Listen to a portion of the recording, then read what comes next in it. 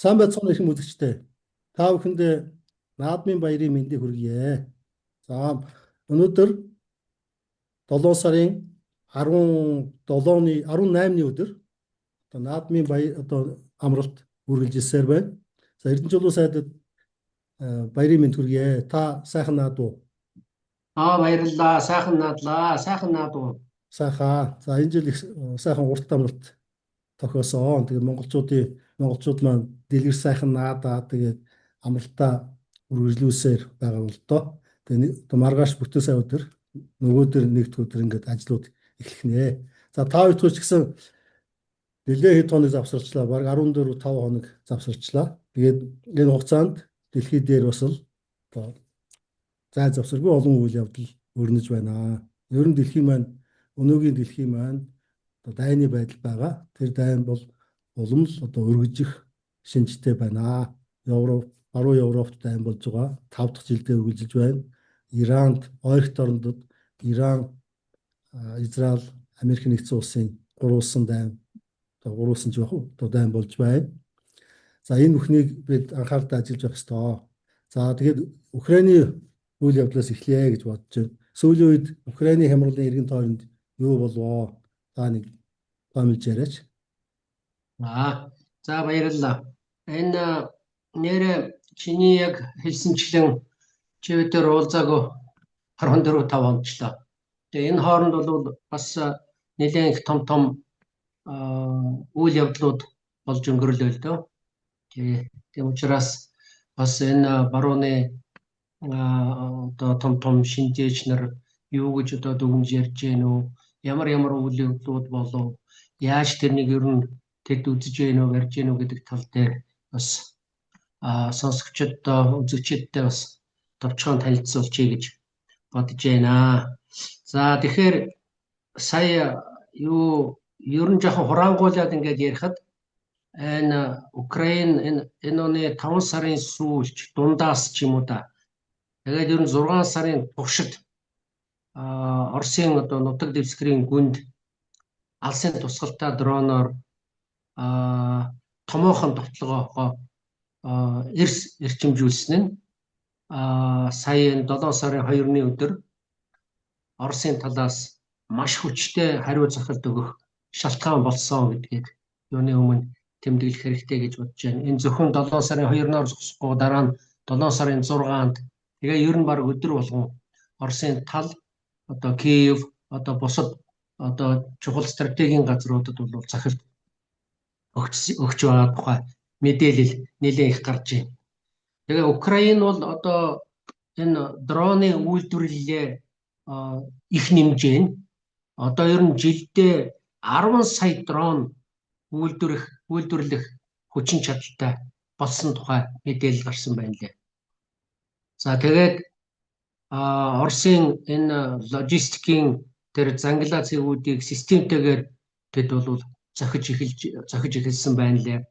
Ер нь 5 сарын дундуур Украин энэ алсын тусгалтай дрон ашиглаад Оросын гүнд байрлах алжуудын том байгууламжуудад зохилт өгч байгаа нь харагдсан. Энэ тухай бол нэлээд их мэдээлэл гарч байна лээ. За тэгээд Украин дараа нь энэ 6 сарын дундуур одоо 18 шиг санагдаж байна. Энэ Москва руу чиглэсэн нэлээд тийм томоохон бүр хамгийн том гэж хэлмээр дроны товтлогоог эхлүүлсэн байна лээ. За тэгээ энэ дайралт нь энэ Оросын газрын тосны томоохон үйлдвэрлэлүүдийг анилж их хэмжээний гал томер дэгдээсэн байна лээ. Тэгээ Москвагийн бүх нисэх онгоцны буудлын арилжааны нислэгийг зогсооход одоо хүрч тэгээд ч Оросд түлшний бас тодорхой хэмжээний бас нэг хомсдол үүсгэсэн байна лээ. Энийг бол Путин ерөнхийлөгч тэр өгч байгаа ярилцлагандаа бас тэмдэглэж байсныг энд хэлэх хэрэгтэй байхаа гэж бодож байна. За тэгээд энэ 6 сарын сүүл үеэр бол энэ Украины талаас бол тэр цохилт бол улам бүр нэмэгдсэн. Тэгээд ер нь нэг удаа бүр 6 сарын сүүлээр Украин 24 цагийн дотор ойролцоогоор 1000 дрон мөн далавчид пуужинг Оросын нутаг дэвсгэр илгээсэн цохилт өгсөн байна лээ. Энэ үеэр бол Ростовын газрын тосны чухал агуулгыг одоо унсан байна лээ. Тэгээд Москвагийн тэр агаарын орон зай агны хөдөлгөөнийг бас саатуулсан байна лээ. Энэ тухайн мэдээ гарч ирсэн. За түрүү би хэлжсэн тэр 7 сарын 2 мөн 7 сарын 6-ны өдрүүдэд Оросын тал хариу арга хэмжээ авсан. Энэ тухай Жанжин штаб нь одоо мэдээлэл гаргаж байна лээ. Тэгэхээр энд бол томоохон хэмжээний тийм дроны тэгээд пуужингийн товтлогоо Оросын тал хийсэн байна лээ.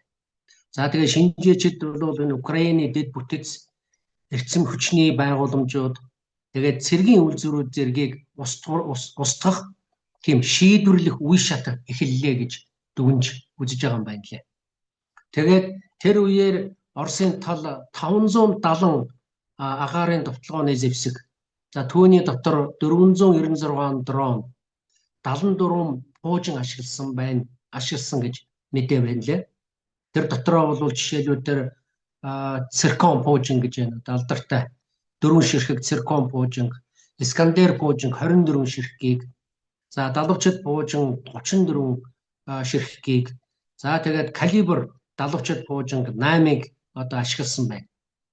За тэгээд Украины тал бол зарим хэсгийн ерөөсөө замд нь устгаж чадаагүй гэсэн мэдээлэл гарч ирлээ. За үүнийг бол энэ Украины одоо энэ өрнөдөөс авсан агаарын хамгаалалтын нөөц шавхацны нотлогоо гэж шинжээчд үзэж байгаа юм байна лээ. За жишээ нь одоо би энэ чигээр сайн мэдэндээ одоо энэ том эрдэмтэн мэрэгдүүд байж байгаа энэ Джон Миршаймер гэдэг профессор байж байна. За Оросын талаар маш их тодорхой мэдээлэл өгдөг. Тэгээ өөрөө Орос хэлх сайтай, Оросыг судлаач Гилберт Докторов гэж том хүн байгаа. За тэгээд Дуглас Макгрегорыг чигээр дандаа ярьж байдаг. Глен Дизен гэдэг Норвегийн эрдэмтэн хүн байгаа. Скотт Риттер, Ларри Джонсон гэдэг одоо жишээлбэл Ларри Джонсон чинь бүр одоо Америкийн тагнуулын газрын одоо шинжээч хүн байсан. За энэ судлаачид тэгээд энэ цэргийн шинжээчд бол энэ бөмбөгдөлтийг энэ Оросын талын 7 сарын 2-нд 6-нд болсон бөмбөгдөлтийг бол хэлж яан л дээ. Энэ ерөөсөө тэр энэ бөмбөгдөлт нь бол 11 цаг үргэлжилсэн гэж байна. Тэр бөмбөгдөлт. Тийм учраас энэ бөмбөгдөлтийг бол ерөөсөө дайны эргэлтийн цэг гэж тэд үзэж дүгнж байгаа юм байна лээ. Дайны эргэлтийн цэг гэж. За тэгээд үндсэндээ энэ орнуудын том шинжээчд юу гэж үзэж байна гэхээр ерөөсөө Оросын тал энэ бүрэн хэмжээний дайны тактик руу шилжчихлээ гэж ярьж байна. Тэгээ. Энийг дараа хоёулаа Песковын ярилцлагыг хоёулаа ярилцахад энэ тухай бас Песков өөрөө бол хэлж ирснийг бас арай илүү тодорхой ярилцсанаа хоёулаа. Тэгээд энэ жишээ нь профессор Миршаймер тэгээд бусад шинжээчид юу гэж яах вэ гэхээр ерөөсөө Орос улс энэ тактикийн энэ хүлээцтэй байдлаа бүрэн орхисон гэж үзэж байна. Үнэхээр одоо Оросын тал бол их хүлээцтэй хандж байгаа шүү дээ. Энэ дайны үед. Аль болохоор одоо асуудлыг бол эвзүүгээр шийдвэрлэе гэсэн энэ байдалтайгаар хандж байгааг бол бид олон одоо тодорхой нотгоо баримтуудаас бол харагдж байгаа. Тэгэхээр энэ тэд юу гэж үзэж байна вэ гэхээр Москва бол ерөөсөө дайныг сунжруулах та бишээ. Харин Украиныг энэ тулааны талбарт бүрэн мөсөн буулгаж авах шийдвэрлэх дайралтад шилжиж байна гэж бид нар дүгнэж байна. За тэгээд энэ бас дараагийн шатны бэлтгэл болгож байна гэж тэд үзэж байгаа юм байна лээ.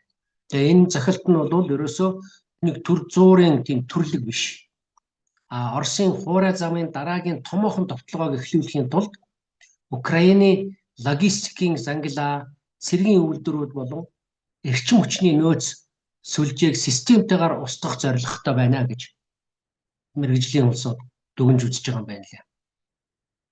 За харин энэ 7 сарын тэр том 2-ны том бөмбөгдөлтийг өрөндийн хэвлэлүүд юу гэж бичиж гэнэ үү гэхээр ерөөсөө энэ бол хүмүүнлэгийн эмгэнэл талаас нь голчлон мэдээлж байгаа юм байна лээ.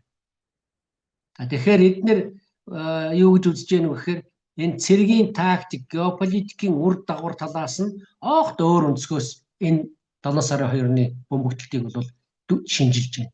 Тэгэхэд барууны хэвлэл бол ингэж ярьж штэ. Ерөөсөө хүмүүнлэгийн эмгэнэл гэсэн маягтай. Өөрөөр хэлбэл одоо Киевийн одоо ард иргэдийг л одоо онилсан бөмбөгдөл болсон гэж ярьж байна л да. Тэгэхээр барууны шинжээчд бол шал өөрөөр ярьж байна. Дүгнэлтийг бол өөрөөр гаргаж ирж байна. Тэгэхээр энэ хоёрын ялгааг бол гаргах зүйтэй болов уу гэж бодож байна. За тэгээд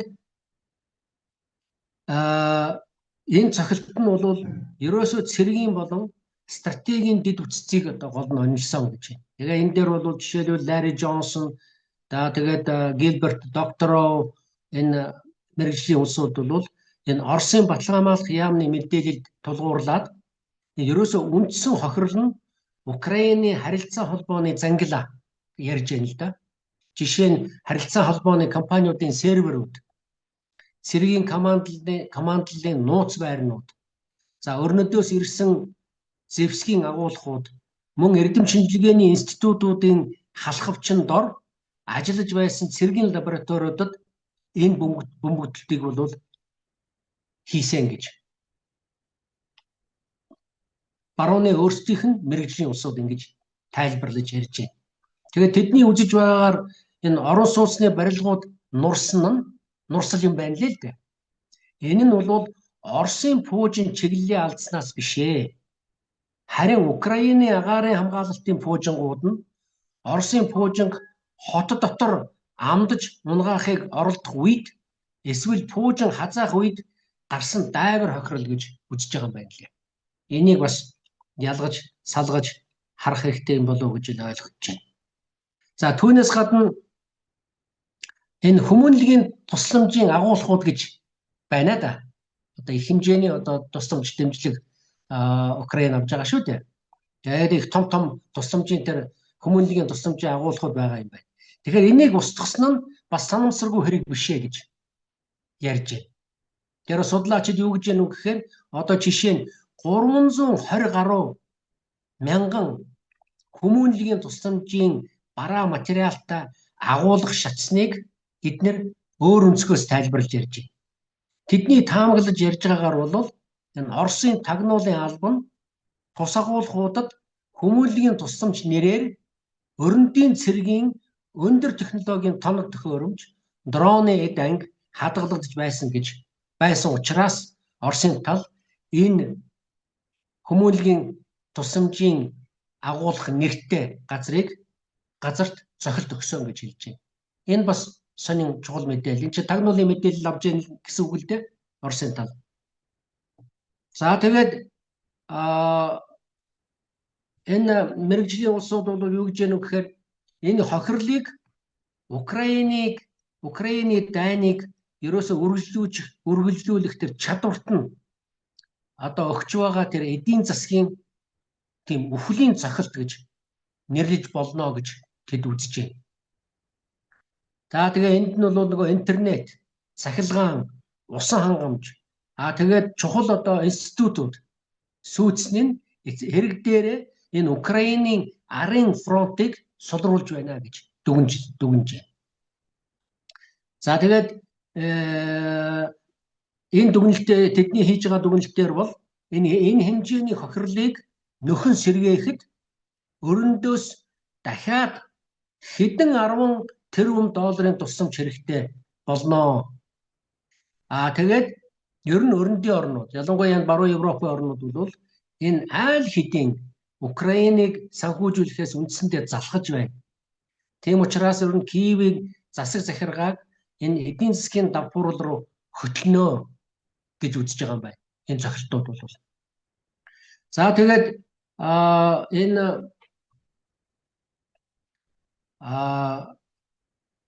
юу яжээс тэгээд нөгөө юу энд нэг чухал бас нэг мэдээ явж исэн.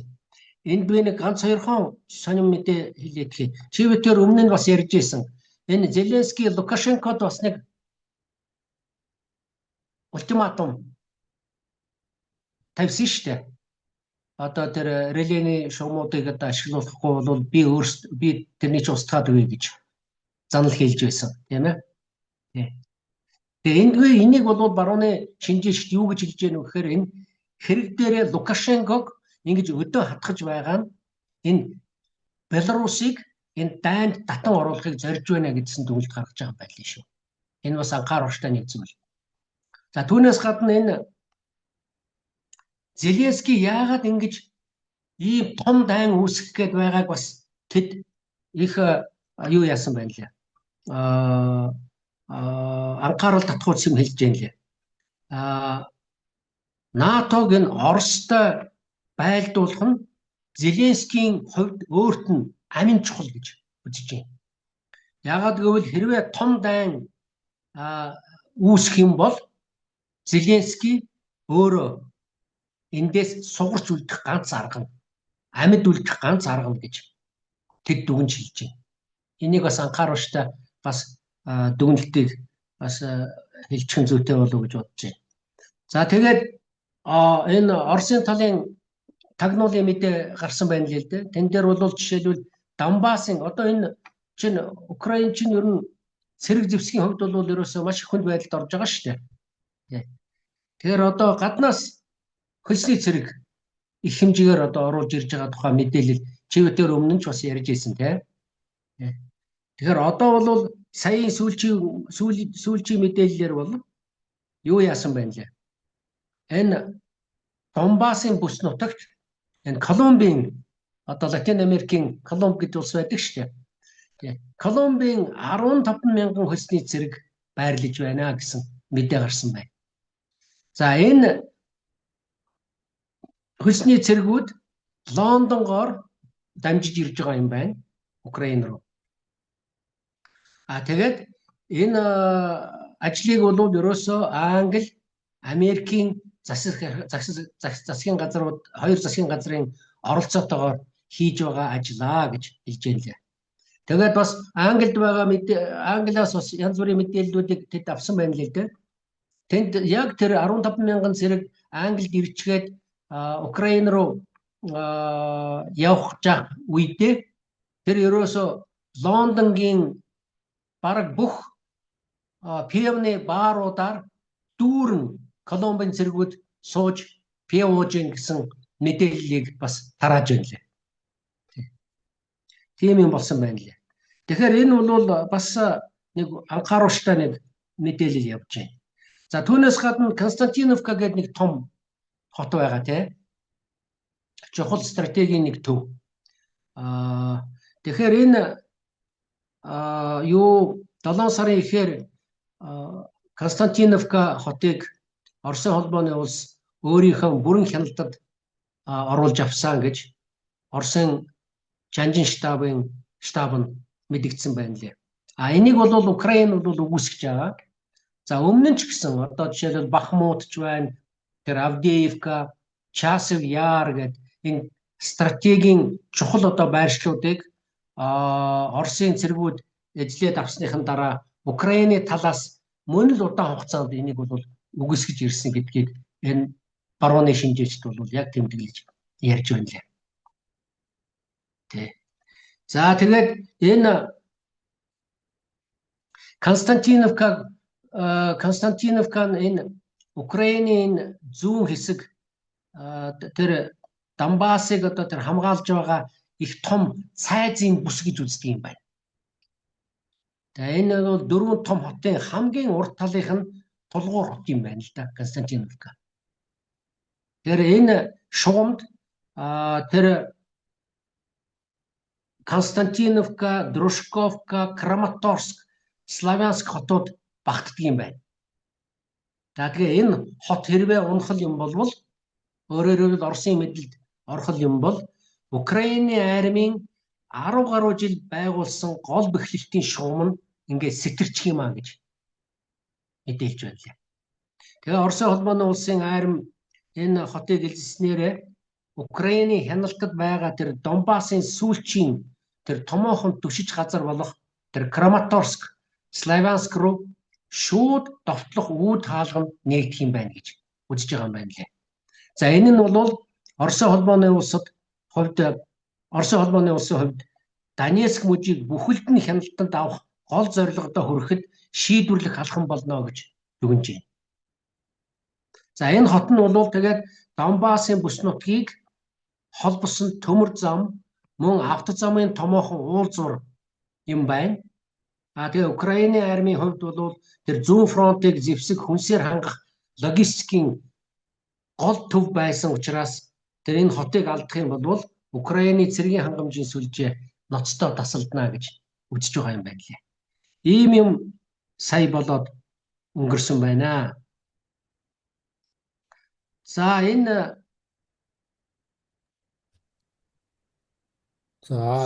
ингээд иймэрхүү байдалтай Украины ерөнхийд байдал бол иймэрхүү байна. Украины фронт дээр. Энэ 7 сарын 7-нд Анкарад НАТО-гийн одоо дээд хэмжээний уулзалт боллоо шүү дээ. Тэр энэ одоо үйл явдлыг өгтөж одоо аль хоёр талаас хоёулангаас нь одоо томоохон үйл явдлууд өрнөсөн гэж харагдаад байгаа тийм ээ.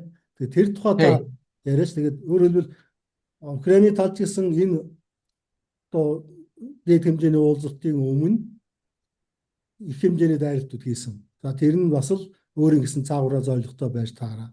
За тэрнийх нь хариуд Орос бол цаг алдалгүй мөн одоо хариу цохилтуудыг хариу өгсөөр тэгээ бас янз бүрийн ярилцлагуудж гарч одоо тэр юунд зориулсан хариуг зохих хариу өгч байгаа гэж ажиглагдсан. Тэгэхээр энэ бас нэг тийм эргэлт одоо нэг тодорхой тийм нэг чухал мөч болох шиг болно лээ. Та энэ тухай ямар ажиглалт хийж байна? Чи чухал асуулт тавилаа. Яг зөв. Чиний хэлсэнтэй санал нэг байна. Энэ 7 сарын 7-8-ны өдрүүдэд Анкарад НАТО-гийн дээд хэмжээний уулзалт болоод өнгөрсөн. Тэгээ энэ тухай бол янз бүрийн мэдээлэл явж байна. Ер нь өрнөдийн хэвлэлүүд бол аль болохоор одоо энэ НАТО-гийн дээд хэмжээний уулзалт бол тэнд одоо НАТО-гийн гишүүн 32 улс байгаа шүү дээ. Ер нь эв нэгдэлтэй байна гэсэн энэ байдлыг л одоо харуулахыг л одоо оролцсон ийм хурал боллоо гэж үзэж байгаа юм байна лээ. За энийг бол ерөөсөө энэ томоохон одоо чивэтерийн яриад байгаа энэ том шинжээч нар юу гэдэг нь үзэж гин үү гэхээр ерөөсөө эн чинь хэрэг дээр яг хөө ингэж харуулах гэж оролдож байгаа боловч дотроо маш их зөрөлдөөнтэй байна. Ялангуяа одоо жишээлбэл Украины дайнаас гадна жишээлбэл одоо энэ ойрхон орнодод томоохон мөргөлдөөн болж шүү дээ. Тэгээ одоо энэ Ирантай одоо Израиль, Америк хоёр одоо дайдж байна. Энэ дан эргээд үргэлжлээд эхэлчихлээ. Гал зогсоосон атлаа сая дахиад цохилт өгөөд эхэллээ шүү дээ. Тэгээд нөгөө чивэтэр өмнө нь бас ярьж байсан нөгөө эдгээр чинь нөгөө сануулж өчгт гараа өсөж зурсан байсан. Тэрнээс хойш 60 хоногийн хугацаанд одоо хэлэлцээр байгуулна гэж байсан. Тэр нь одоо үндсэндээ үгүй болчихлоо шүү дээ. Тэгээд нэг гал буруутгах жил байна л дээ. Энэ дээр бол бас энэ ойрхон дорнодын одоо дорнодын энэ хэсэг газарт районд болж байгаа энэ дайнд бол Европын орнууд бол оролцох огт сонирхолгүй байгаа. Энэ дээр бол санал зөрөлдөж байгаа. Тийм ч учраас одоо жишээ нь Америкийн ерөнхийлөгч Трамп бол их игд үзэж дургуйцлаа илэрхийлж ярьж байна лээ. Гренландын асуудлыг ч бас гаргаад тавьж байна лээ. Ерөөсөө эн чинь Америкийн хувьд бол маш чухал стратегийн газар, тийм учраас Гренланд Америкийнх байх ёстой гэсэн юм ярьж байна лээ. Даани бол тэр дорн хатуу хариу өгч байна лээ. Тийм байхгүй. Гренландын ирээдүйг бол Гренландын ард түмэн Данийн ард түмэн шийднэ гэж. Тийм учраас энэ асуудал дээр бол ямар нэгэн яриа хөрөө байхгүй шүү гэдгийг бол хатуухан Данийн тал хэлж байна лээ. Энэ ингээл аваад үзэхэд бол ерөөсөө дотроо бол ихээхэн зөрөлдөөнтэй байгаа нь тодорхой ажиглагдаж байна. За тэгээд яг ямар ч байсан нэг тийм шийдвэр цөөн тооны шийдвэр гаргасан байна лээ. Тий. Тэгээд тэн дээр бол яг гол анхаарал төвлөрүүлсэн асуудал бол Украин байсан. Одоо 70 тэрбум долларын тусламж одоо үзүүлнэ гэдгээ нотолсон байна лээ. Тэгээд энэ 7 сарын 2, 7 сарын 6-ны одоо томоохон Киевд өгсөн цохилтууд бол чиний сая ярьж байгаатай яг би одоо санал нийлж байна. Тэр бол ерөөсөө л НАТОгийн гишүүн орнуудад дахиад өгч байгаа юм Оросын тал. Энэ бид нар энэгээр зогсохгүй шүү. Асуудлыг ерөөсөө л анх бид нар ямар хөө байдлаар шийдэх хэрэгтэй вэ гэдэг ямар асуудал саналууд тавьж исэн тэрнээсээ бид нэр ухрахгүй шүү гэдгийг л харуулж байна. Энэ асуудлыг хэрвээ энгийн одоо хэлэлцээр байгуулж чадахгүй бол бид нар дайнаа цааш нь үргэлжлүүлнэ шүү. Энд эцсийн эцэд бол Оросын холбооны улсын үндэсний эрх ашиг аюулгүй байдалтай шууд холбоотой асуудал учраас энэ дээр буулт хийхгүй шүү гэдгийг л хэлж байгаа гэсэн үг л дээ. Нэг ёсонтой бол. Тэгэхээр яг л тэрний дохио юу яасан. Тэгэхээр энэ дохиог бол одоо тэд нар ямар нэгэн байдлаар хүлээж авсан уу үгүй юу гэдгийг би мэдэхгүй байна. Ямар ч юм том дохио болсон. Энэ дохиог бол эдгээр зүгээр чихнийхээ хажуугаар өнгөрөөчихгүй байх болов гэж би бодож байна. За тэгээд энэ жишээ нь одоо тэр юуг бас судлаачид ярьж байна л да. Энэ Украин нь аргаараас хамгаалах буужингийн хомсдолд орчлоо гэж. Тэгээд жишээлбэл одоо халдлагын үеэр Украинд тэр Patriot гэж системийн буужингийн нөөц нь эрс хомссны улмаас Оросын 29 баллистик буужинг огт устгах чадаагүй. Огт устгах чадаагүй гэж бичсэн байна лээ. Тэгээд эн чинь тэгээд маш их хэмжээний одоо жишээлбэл хохирол амсч байна л да. Тэгсэн атлаа одоо Украин чивэдээс өмнө ч ярьж байсан. Украин тэгж штэ одоо ингээл бид нар ялалт байгуулж байна гэж. Тэгээ энэ нарративыг өрнөдийн одоо хэвлэл мэдээллийн байгууллагууд бол сайхан өлгөж аваад ярьж байна. Энэ нь хамгийн гол нь өрнөдийн орнуудад яагаад хэрэгтэй вэ гэхээр эн чинь ард түмэндээ тайлбар хэрэгтэй болж байгаа байхгүй юу? Яагаад Украинд ийм их хэмжээний хөрөнгө, мөнгө, зэр зэвсэг өгөх хэрэгтэй байгаагаа бид нар тайлбарлах хэрэгтэй болж байна. Тэгээ энийг ийм байдлаар л тайлбарлаж шүү дээ. Одоо Украин ялж байгаа мэтээ тайлбарлаж байна. Энэ бол одоо үүндээ энэ Дайны талбар дээр болж байгаа үйл явдлыг Европын одоо ард иргэд Европын орнуудын ард иргэд бол маш тодорхой мэдээлэл авч чадахгүй л байна. Авч чадахгүй байгаатад бас холбоотой гэж хэлэх хэрэгтэй байхаа гэж би бодож байна.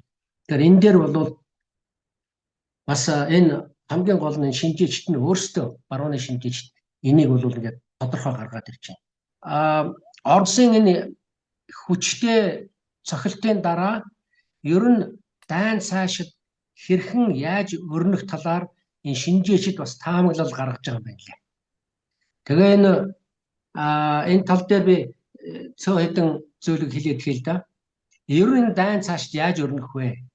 Тэгээ энэ жишээлбэл одоо профессор Мершаймер за тэгээ хорондоо Макгрегор эдгээр бол юу гэж хэлж байгаа юм гэхээр ерөөсөө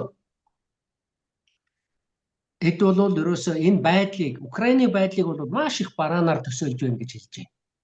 Тэгээд тэд нар юу гэж хэлж байна вэ гэхээр ерөөсөө 3 хувилбар л байна. За нэгдүгээр Киевийн агаарын хамгаалалтанд сулраад энэ арын фронтын логистик сүрсэн учраас Оросын айрам ойрын хугацаанд давталгоогоо улам эрчимжүүлнэ. За тэгээд Украин фронтын шугамыг хамгаалах буужин зэвсгийн нөөцгүй болж байгаа учраас Оросын цэргүүд зүүн болон өмнөд чиглэлд улам гүн нэвтрэх нөхцөл бүрдэж байна гэж дүгнэж байна. Хоёр дахь нь за энэ Мершаймер профессорын үзэж байгаагаар бол энэ ч өмнө нь ч ярьж байсан. Энэ Оросын эцсийн зорилго бол ерөөсөө Украиныг газар нутгийг нь бүхэлд нь эзлэхтэй биш.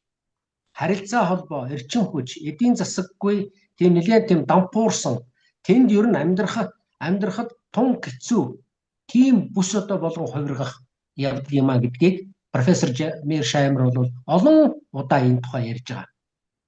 Тийм учраас ийм улс хизээж НАТОд ээлсэх чадамжгүй болно гэдгийг профессор Mearsheimer хэлж байна. За, түүнээс гадна энэ өрнөд ухрах уу эсвэл дайныг уулам даймжруулах уу гэдэг асуудал гарч ирж байна. Тэгэхээр энэ шинжээчид юу гэж хэлж байна вэ гэхээр өрнөдийн орнууд одоо ерөөсөө замын уулзвар дээр ирчгээд байна. Нэгдүгээрт эсвэл Украиныг ялагдсныг нь хүлээн зөвшөөрөөд Оросын нөхцлөөр хэлэлцээнд орох. Эсвэл дайныг улам даймжруулж НАТОгийн цэргийг шууд илгээх. Ийм л одоо уулзвар дээр ирчээд байна. Хэрвээ энэ хоёр дахь хувилбар нь хэрэгжих юм бол дэлхийн 3 дугаар дайныг өдөөх эрсдэлтэй.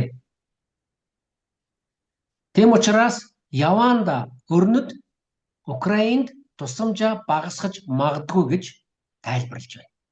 Саяхан бас нэг ерөөсөө 1-2 хоногийн өмнө бас нэг үйл явдлын тухай би хэлчихье. Энэ Оросыг хамгийн их эсэргүүцэгч Америкийн нэг сенатч байдаг шүү дээ. Линдси Грэм гэдэг. Тэр хүн сая нас орлоо. 7 сарын 11-ний орой 71 наснда нас барсан байна. Энэ хүн нөгөө зүрхний судасны тэр хатуурал өвчний улмаас тэр гол судас нь урагдаж нас барсан гэж тогтоосон юм байна л да. Тэгээ эмч нар. Тэгээд ерөөсөө тэр сенатч Линдси Грэм нас барахаасаа ердөө 1 хоногийн өмнө Украинд очоод ирсэн байна. Энэ бол би түрүү хэллээ шүү дээ. Оросын холбооны улсын эсрэг үзэлтэн гэж. Тэгээ Оросын газрын тосны эсрэг Америкийн нэгдсэн улсын 20 гаруй хэмжээг улам чангадахыг уриалж байсан.